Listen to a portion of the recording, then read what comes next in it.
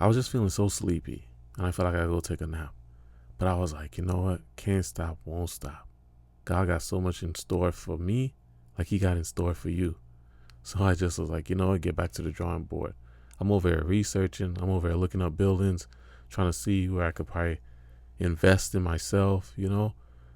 No greater time than right now. Like, I really feel it. I feel like if I sit there and I sleep, if I sit there and I be like, you know what? I'm tired, so I'm gonna go lay down and I'm gonna go sleep. I'm looking over investing. I'm looking at ways to go invest in businesses, looking at how you could buy businesses, researching how to increase my finances, how to increase my strategies on saving. Um, Money while you sleep. Like, God has so much in store for me, and is right there. I feel like it's right at my fingertips, but I have to put in the work. And I'm like, I'm putting in the work, but what else do I need to do? I feel like I'm leaving opportunities on the table, if that's the best way to put it. A lot of times we sit there and we want so much in life. We want to accomplish. We want it right now. We want to be like the people that we see, the famous people, the people who making money, the people who making moves, and we criticize what they got going on. I see how they're doing it. I see where they may be falling short. But at the same time, the only way they're going to listen to me is if I'm on that same level, even higher.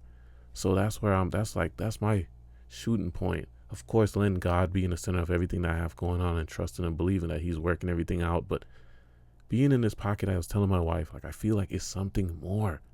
I feel like I should be doing something now. Like, the sit down season, the sit on the sideline season, it's time to work.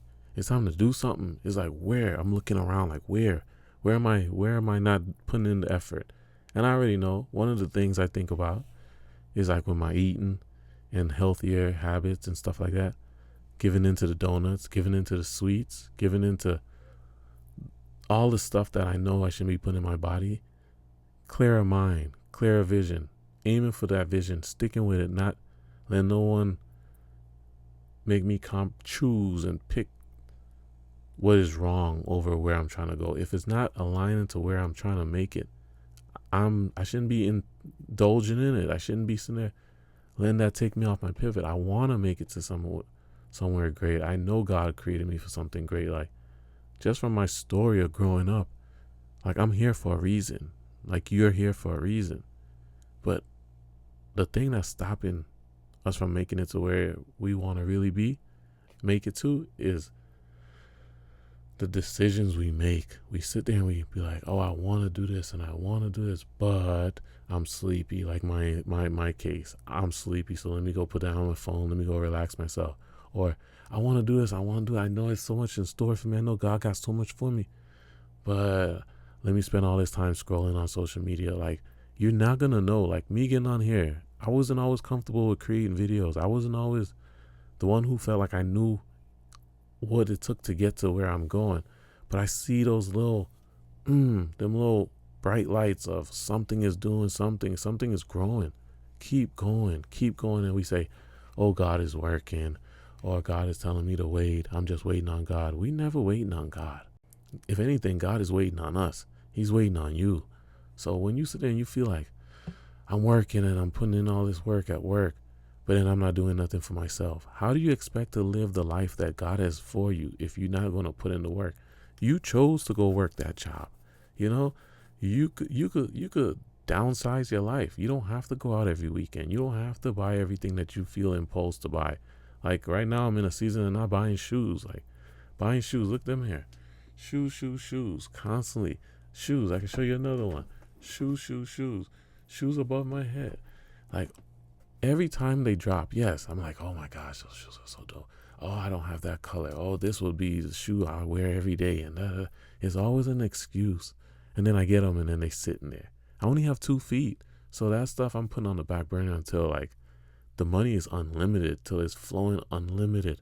And I could just pay off my house in one check, where I could travel the world and not worry about, oh, the money and the finances and how I'm gonna pay this. Or maybe I really want to do this, but I think I'm gonna do this instead, because I'm trying to be financially conscious and budget friendly and all that stuff. Like, I've been doing it all my life. Like I'm truly blessed.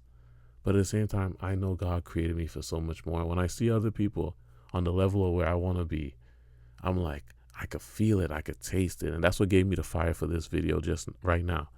I was sleepy and I wiped it out my eyes. I'm like, we gotta go. A video is in store. Let's post another video. I posted 2 already, 3 to be exact. But now here's another one on your timeline. I'm not going to stop. I'm going to keep going. The Lord is backing me. He's in the center of everything I have going on. And all this modest living, feeling like, oh, yeah, the Lord just wants me to be humble. The Lord just wants me to not have money. The Lord just wants me to just play it safe. No, that's something I made up in my mind. That's the enemy sitting there getting into my thoughts and saying, yeah, he'll never discover what the Lord truly has made him out to be. He's just going to sit here and play it safe and be Mr. Humble and be living this old mediocre life and feeling like this is enough. So let me stop here. When my wife used to say, yeah, we're good. We don't need to worry about nothing else. We're retired with this and that. I was like, something didn't sit right with me. I felt like I was supposed to be is more. Like I kept hearing more, not in a way of I'm not content with what I have, but more in a way of God has more for you. Keep going, keep moving forward. Sometimes how I look at it is you stop right here and you're like, oh, this is good. I like the view from here.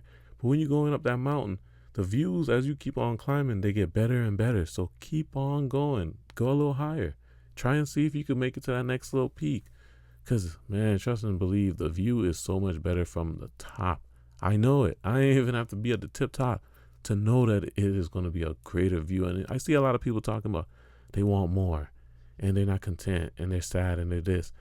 When you got God in the center of everything that you have going on, as you get to the next chapter and the next chapter and the next elevation, if God is with you in the center of everything that you have going on, you reaching out to him, you saying, Lord, show me the way, guide me, open my eyes, make sure I'm making the right decisions, Lord. If I'm not, shut those doors.